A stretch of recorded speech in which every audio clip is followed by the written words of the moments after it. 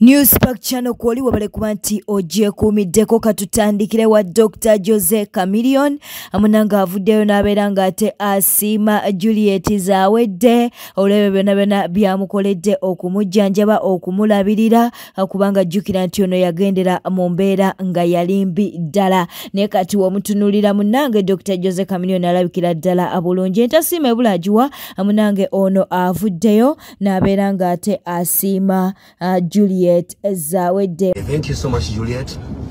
People might not understand. People might not understand. But people are getting headaches for no reason.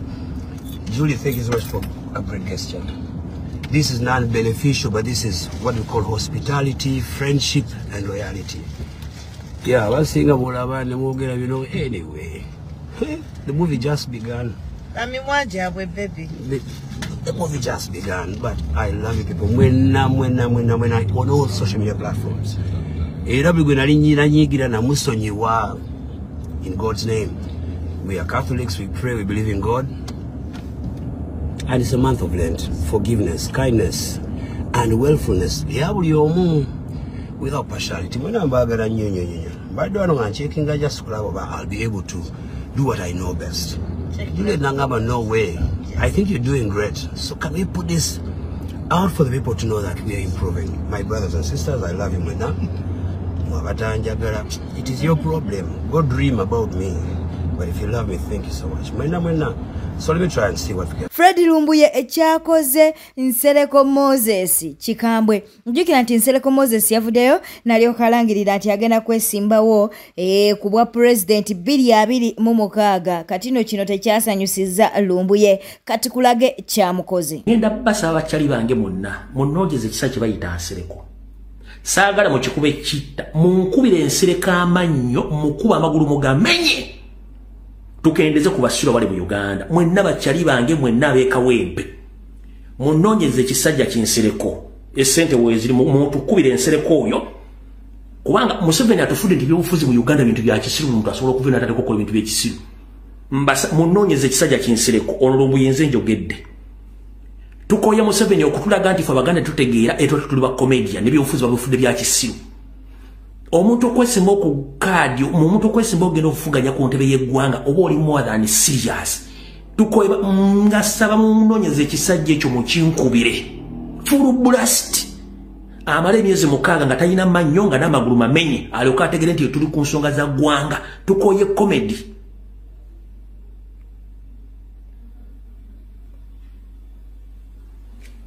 njagala munonyeze Nsereko munkubire Nsereko amannyo mugayiwe wamumenye n'amagulu mukumenya amagulu sebo mwami ono yagenze anti Museveni yatumye ba comedian be laki yakoze uno okumanya oli specialist for president so kera de lantegede olina okuba ne milioni 2 olina okuba n'abantu abakusemba bibiri bya kusatu mu district zonna beza ne district 98 nina okuba nazo yobuyigirize mbulina Kirina, abantu bange bana Uganda.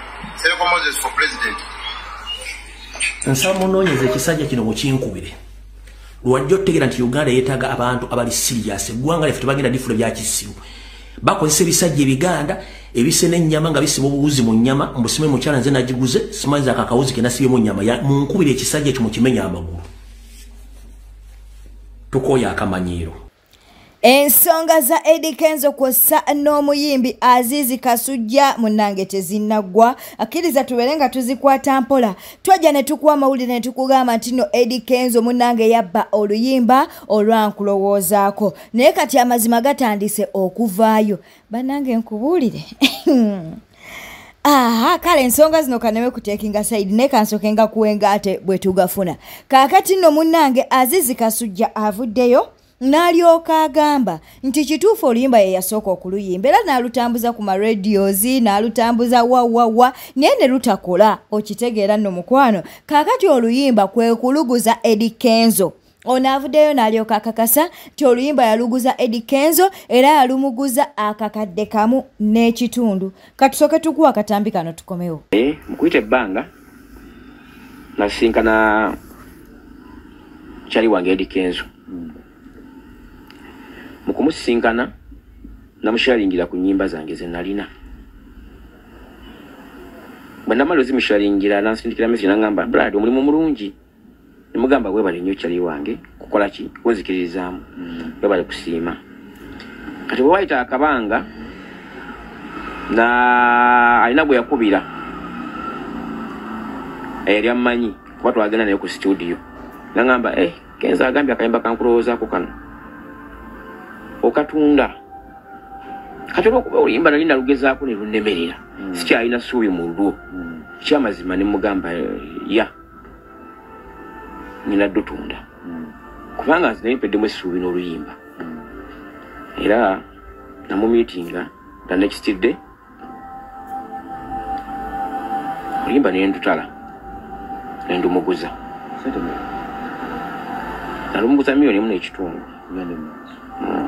ng'emazima ago oluyimba olutunzi kyekyadda paka bwe nalayo mu kaseera kano ng'akoze eki ng'alutadde yalutadde nebukuba era nga bw'olaba bwe walumuguza kiki ekiraga nti oluyimba walutundu twasayininga endagaano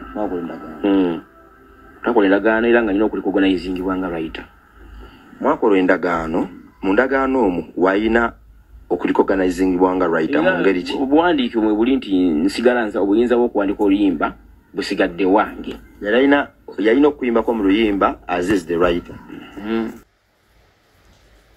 Yes, oyo Yazizi Kasujja ng'akakasa nti oluyimba yaluguza Eddie Kenzo akakadde kamu n'ekitundu ekitegeeza Eddie Kenzo teyabba aluyimba. Kaakati Azizi Kasujja kyali mu kuvunaana Eddie Kenzo mbu n'ekimuleetedde okuba nti nno avaayo mbu Eddie Kenzo bwe batandika omwogerera nti nabbye oluyimba biki ebyo byonna mbu teyayita Azizi Kasujja akuba nti n'amuwolereza agambe nti bannanga oluyimba teyalubba yansasula mbu ate n'ekirala mbu Eddie Kenzo yakubira Azizi Kasujja essimu n'alyoka amugamba nti gamba nti eyo yali cover.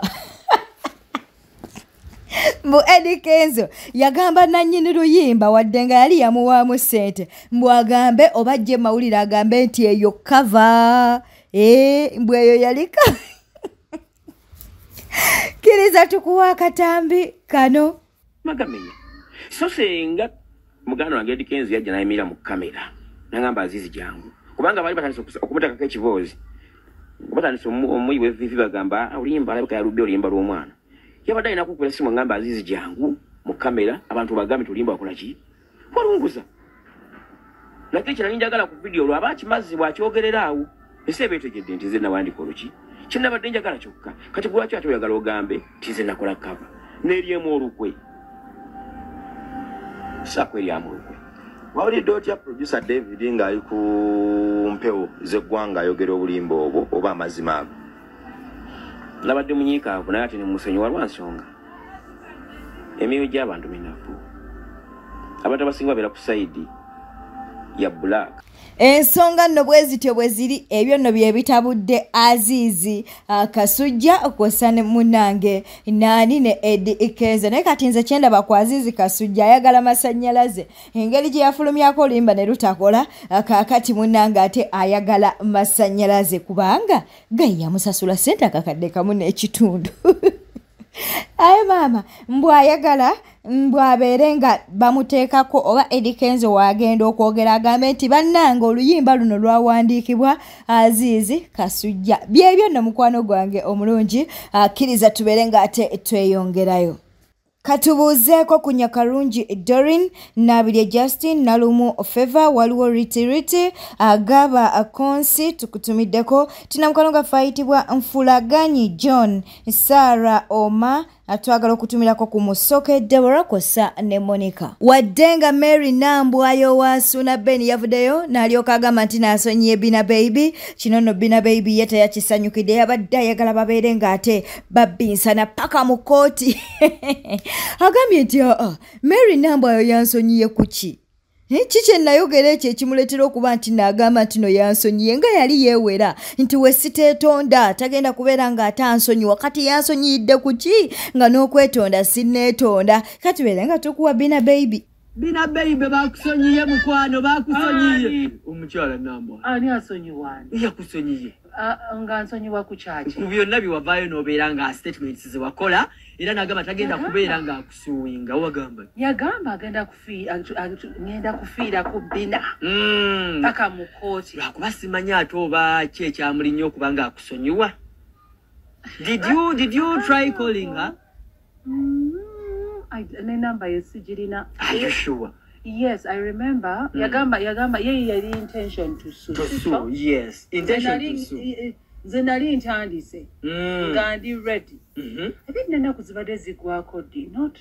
I think zibadde zigwako today. Madenze nindide genda mu kooti ate yansonyiye. Yakusonyiye. Lwaki ansonyiwa? Anti oyinza okuba nga mune wayise eri ebbali ffe gye tutaabadde ne weetonda. Ebintu ebirala bye mbadde njagala mubuuze nga nze naye nga binyuma nga tuli mu kooti.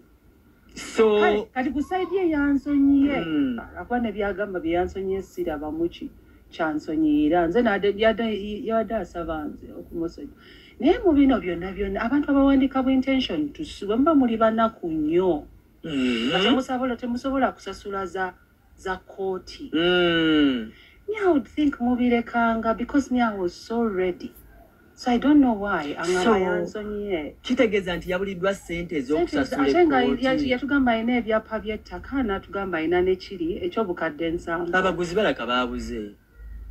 Yandwadde azinoonya ne tugenda mu kkooti ne tulaba ani agamba sorry ani. Naye mwebazeeko yakusonyiye. Yansonyiye ki? There is nothing to yalina n'okumpa apology. Naye mayinza kyengenda okukola. Kale yakusaidiye yansonyiye n'akola ki yakooya okutrendinga oba kati agenda kumukiraani kati ebyange byabirinde. Wanje nze seetaaga kulira. Mbadde manyi byawedde. Ebiriwo ebyawe. Kwanti kusaidiye byawe. Gwe ko tebinaggwa. Katugendeke wa penge munanga avuddeyo n'alangira Honorable Kazibwe avuddeyo n'amulangira n'alyoka agamba nti munange we yafuna obwa MP n'amwerabira ate nga baali bakyali lwaki tetumukuwa emboozi n'aginyumya bulungi. Kazibwe Bashir manyi video eno manyi njogera kiva ku mutima nina obulumi. Nanoonya nga Kazibwe Bashir njogere ne muganda wange muyoze olututandisa okutambula banaye Kazibwe Bashir yanfuukira. Kazibwe Bashir yefuula. Kazibwe Bashir si yansindikiranga eva video z'okulala ezitambudde zitya. Kazibwe Bashir si ye musajja gwe nali mmanyi yankubiranga nandeke nansindikira bukiripu bitambudde bitya mu campaign z'empirekeyo. Nakola nenteekayo Kazibwe Bashir. Kazibwe Bashir yatuuka mu office. Kazibwe Bashir yefuula nga tafunika. Olunaku lwali lumu nali ndi awo waka nefuna essimu ng'evayo wa mwami Mukulumbuga Sulaiman. Mukulumbuga Sulaiman mukwano gwa nkuva dda. So Mbuga ali mukunda ddwaliro lyazimba. Ninga omanyi omuntu nti asobola okubeera nga alina munne gwali naye awo ninga abayi muli ba mukwano. Kati ebembira ba Mukulumbuga wajja agamba bayida pengi buza ne ku mukwano gwo olwamundaga ku video. Kazibwe Bashir yaswala nti nze okuddamu okwogera naye Mbuga yamumpa ku video. Natuulira Kazibwe Bashir wenti mu video. Kazibwe Bashir talina kyangamba. Kazibwe Bashir nga yeebwala aluma emimwa nga tategeerekeka. Era yansibula bw'okwakku ne tuva ku ssimu. Baganda bange Katonda ono mumusinzanga. Olunaku lw'eggulo nafunye essimu okuva ewa Kazibwe Bashir. Nga mmanyi kyangamba. Kazibwe Bashir yaŋŋambye bamuwa obutwa. Naye ebbanga lino lyonna tuze twogera ku bantu gavumenti beewa obutwa. Saawuliramu linnya lya Kazibwe Bashir abadde asirise. Naye yaŋŋambye eggulo bamuwa obutwa. Kye nakoze nange nga mugamba nga kibi munaye nga walaba ke kasiri ko munnange kansuubire munnaye ojja kuba ku matu nga twesiibula bulungi. Naye nga tannansiibula yampadde obubaka. Yaŋŋambye muwe mbalirira weeneetambula. Eyo nno koodi abagimanyi bapromota mugitegeera mpe mbalirira. Kiba kitegeeza mbulira z'ogenda okukolera. Kati Kazibwe Bashir si chairman. Kazibwe Bashir si muntu wa muluka chief. Kazibwe Bashir member wa parliament. Kino kitegeeza azze agezaako okuŋŋamba nti muwe mbalirira twogere nga agezaako okuŋŋamba ogenda kukolera ssente meka ku luno. Nkuza luli nakolera bwereere kuba yaliko mazima. Olwaleero akomyewo na ssente. Naye goyinza okuwalonda mubaka nze essanyu lye nalina essanyu lya mukwano gwange gwe nayogeranga naye kulikana kumwamulabanga namwetanga ku live zange twakubanga olwali nga tusiiba ku live video ku Facebook nze naye Kazibe Bashiri nga tuli tuti yali mukwano gwange nnyo nze nafuna essanyu nga mukwano gwange ayingidde into something called mega leadership ayingidde office ennene ng'olwavudde kalidio kayogererangako ensonga Ssemasonga naye ng'ayingidde kye bayita ekifo ekisava baganda bange wiiki eyo nga nakawunda Kazibe Bashiri nze kuwa testimony wiiki eyo Kazibe Bashiri amaze omulayiza nagezaako okuba essimu ya Kazibe Bashiri yankwata ne tuyogera ne wayitawo weeks endala 2 Kazibe Bashiri ayinza okubeera ng'essimu zange azidiikira yininga Kiriza tubeere nga tukuwa Minisita Balamu naye ayina kyagamba ajjukira nti abantu batandise okuba nti abagamba nti Balamu yandibanga muganda wa Fred Enanga akatambi kaakano ndine Honorable Minister Honorable Minister Balamu abantu bagamba okuva lwe bakuwa Minister mbukati ebigambo byoyogera obijja Israeli waliwo abagayo bijjeyo simanyi Bangkok simanyi Bangkok kati nga lole y'amayinja nibagamba leero wazze ne lole y'amayinja ate enkya n'ogamba simanyi eriyo ate olulala n'ogamba walaba gwali mugoba yali antena ya TV antena ya radio call webanga antena ya radio call ebeera antena kati leero kanji bateereyo ku Twitter yange olabe nti antena ebeera antena tosobola kukyusa antena n'ogufuula n'ogifuula nkoni toyawula wakati w'enkoni ne antena oyina njawulo ne mwami Enanga no Enanga oyo abeera fanda abeera senior police officer ate investigator me I speak what I see I speak for the president I speak for the nation I'm the minister of vijana na watoto abaana n'abavubuka boba abantu kye bagamba nti tipo omukaaga mu bantu abaliwo tesobola genda mu nsawo z'amayinja ensonga buli omu yalina akakuti akempola akasawo ke era nga buli gwolaba nakasuka nga alina kanzu nga alina akaveera kanzu kaveera singa ogasoloza wamu ziyinza okuba zisinganawo wayogera ntono sino track wali luddawaho nali Wambogo era bwe twali kusawa 11 amayinja ge baasuula mu kisaawe nga gasinga amasasi era basika kye bakola tebafulumya asasi lyonna bayinza obbatta concrete bagana amayinja gano aga black agasala wali kusuulako likusala njala kwebaza nnyo abapoliisi kubanga bo baakuma obuntu bulamu n'amagye kubanga tebakubako wadde n'omu sasi n'abamawulire tebabakuba basigala waawo actually abamawulire ababakuba teyali gundi tebali banuupu era bulungi oleo Bannayuganda basabula atolowooza bba wasenga kulanama naye tebamusabudde abaana tebatya mizimu abaana tebatya bajjajja abaana munnange beesiga Katonda yekka ekyo nno kikulu okitegeera n'omukwano kati Calvin Kayanja kyakoze abba wasenga kulanama munnange basenga kulanama jjukira asenga kulanama yafiirwa maama we kakati ne babeera nga bamuziika bali mukola ngude era bakola vidiyo we batulagane ku malaalo jjukira nabalaga nga bamuzimbira ennyumba mwagenda okubeera ne bbaawe twogera ku mama wasenga kulanama omugenzi kwosa ne bbaawe bagenda kubeera mu nnyumba eyo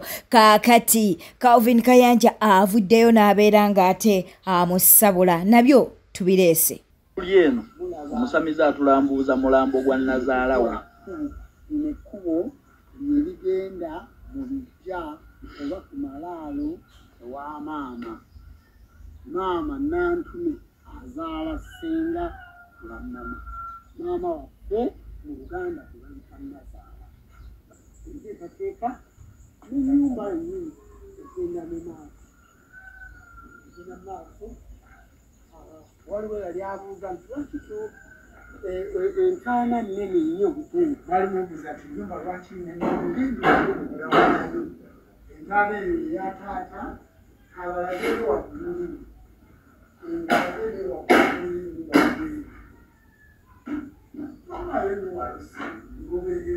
kati bano busiru na bugwagwa bwe bubatawaanya kubanga omusamiza alina okukuuma ebyobuwangwa n'ennono otandika otya okutulambuza ebijja bya Nazaalawo wenna n'olyoka otulambuuza ku buko ddala obwo buko bubaamu amakulu omusamiza alina okukuuma ebyobuwangwa n'ennono gwali mu kutagaajula amalaalo n'omulambo gwa Nazaalawo maama ne bw'otaba musamize naye nga mu mutwe mulimu amagezi omuko teyeeramba lujja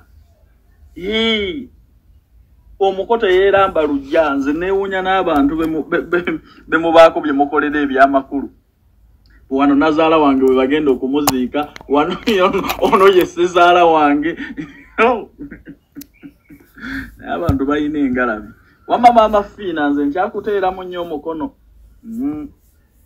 byonna obikoze naye olaze nti mu mutwe gwe mulimu amagezi olina layini z'otakuloosinga toyinza kukubira kalango ku Nazaalawo ekyo tokyesusiza kale obusamize bulwadde bwa mutwe naye ate n'obusiru mu muntu obuzaale nabo bweyoleka nnyo mbanga Nazaalawo bannange kibeera kya ntiisa Nazaalawo kibeera kya kitiibwa era ne famire okugiraga nti terina magezi ye muko okutuuka ne Nazaala gy'asula n'omulimu ebitanyuma bantu bange twakakasa nnyo nti temulina magezi naye ate obuwangwa n'ennono bannange ebyensonyi bisigale nga bya nsonyi temusala nnyo layini Nazaala baweebwa ekitiibwa teriyo famire erimu magezi gy'oyinza kutambaala bwotyo mukobo okubira obulango ku malaalo ga Nazaalawo no twagadde nnyo okulaga abantu n'okubasikiriza naye ate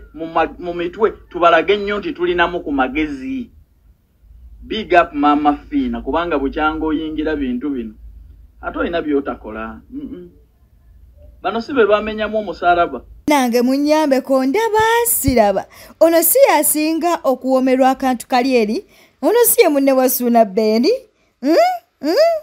ku nsonga ziri eri ze mutegeredde ddala obulungi katukuwa akatambi kabeeko byakubuulirira abasiraamu kana akatambi kammwe Bannayuganda bannange mwenna assalamu alaikum warahmatullahi wabarakatuh baganda bange naddala basiraamu abali mu mwezi guno omutukuvu ogwa Ramadan nga tuli mu kusiiba mwebale nnyo mwebalire ddala abataalwala lusa omwezi guno ogwa Ramadan